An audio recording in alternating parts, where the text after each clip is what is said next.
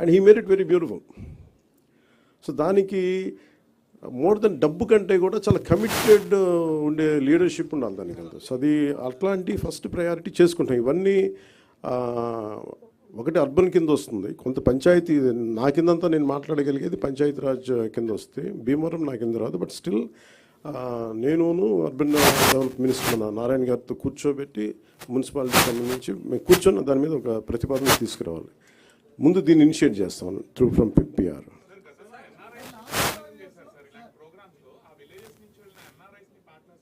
NRIs కదా.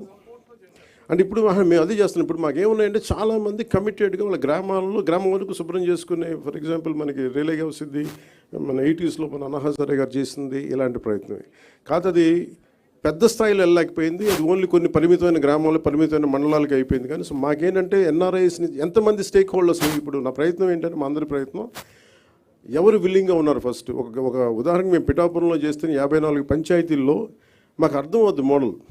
ఈ model ఏ model అంటే ఎంతమంది ఒకసారి ఎన్ఆర్ఎస్ని స్టేక్ హోల్డర్స్ తీసుకోవచ్చు. కొంతమంది సెల్ఫ్ మోటివేటెడ్ గ్రూపే ఉంటారు. ఉదాహరణకి బాంబే లాంటి చోట బీచెస్లో ఇండివిజువల్స్ పాపం యువత చాలామంది వాళ్ళే ఒక గ్రూప్గా ఏర్పడిపోయి వాళ్ళే క్లీనప్ చేశారు బీచెస్ ఇక్కడ. సో అలాగే మేము దిగే వరకు లోతు తెలియదు అంటారు. కాబట్టి మేము దిగిన తర్వాత maybe we will take support from everyone.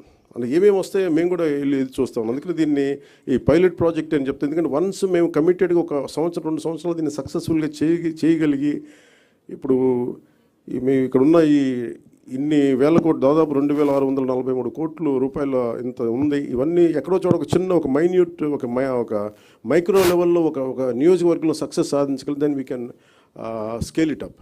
That's what.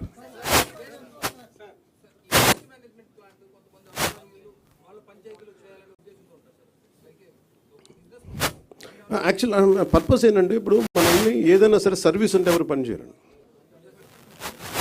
అంటే ఎందుకు మేము ఇది మా liquid resource solid and liquid resource management అని ఎందుకు అంటున్నామంటే solid and liquid resource management ఎందుకంటే money is the greatest motivation. మీరు సర్వీస్ చేయండి అంటే అందరూ అలసిపోతారు, పారిపోతారు. అందుకని దీంట్లో డబ్బు ఉంది, చెత్తలో డబ్బు ఉంది అంటే అందుకే నేను ఫోటో కూడా ఏం పెడతారంటే మా లక్ష్మీదేవి ఫోటోగ్రాఫ్ పెడతారు. ఇది చెత్త అంటే దాని డబ్బు ఉండదు అనుకుంటా, దీంట్లో ఐశ్వర్యం ఉందని చెప్పడానికి ఈయన ఏంటి sir what you did something something లేదు అంటే దీంట్లో ఐశ్వర్యం ఉందని చెప్పడానికి అని మనం ఊహించాం కదా. ఒక చిన్న పేపర్లు అమ్మేసి అంటే ప్రతి దానికి కార్డుబోర్డు ఒక చిన్న ఈయనతో డీటెయిల్గా కూర్చుంటే ఈ నాలెడ్జ్ మేము ఇంపార్ట్ చేయడానికి అంటే ఔత్సాహికులకి ఏదైనా దీంట్లో ఫర్ ఎగ్జాంపుల్ ఈ సార్ట్అవుట్ కేంద్రం పెట్టుకున్నారనుకోండి.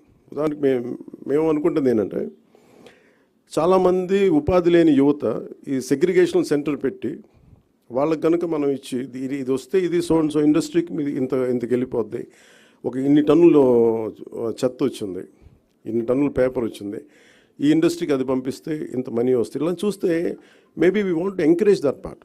అది ఎలా చేయాలి ఏంటి అనేది మేము వెళ్ళి దిగే కొద్దీ మాకు ఎవరెవరు వస్తారు ఏమేం చేస్తారు ఆ మోడల్ మేము చాలా ఇంటెన్స్గా చేద్దాం పిఠాపురంలో.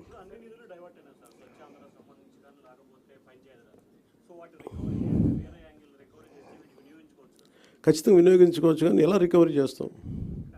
ఇప్పుడు ఉదాహరణకి అంటే ఇప్పుడు నేను ఏ రివ్యూ మీటింగ్స్లో కూర్చున్నా కానీ అందరు కలిసి ఒక పేరు అవసరంగా లేదు కానీ ఒక ఐఏఎస్ అధికారి పేరు చెప్తారు.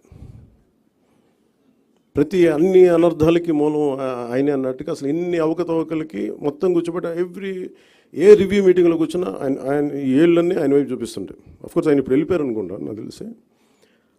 అంటే ఇట్లా ఉంటుంది. ఇప్పుడు వీళ్ళందరినీ ఎలా బాధ్యుల్ని చేయాలి అంటే ఇట్స్ వెరీ ఈజీ. అంటే అడ్మినిస్ట్రేషన్లో కూర్చున్నప్పుడు రూల్ బుక్ని దాటి అధికారులు ప్రయత్నాలు చేశారు.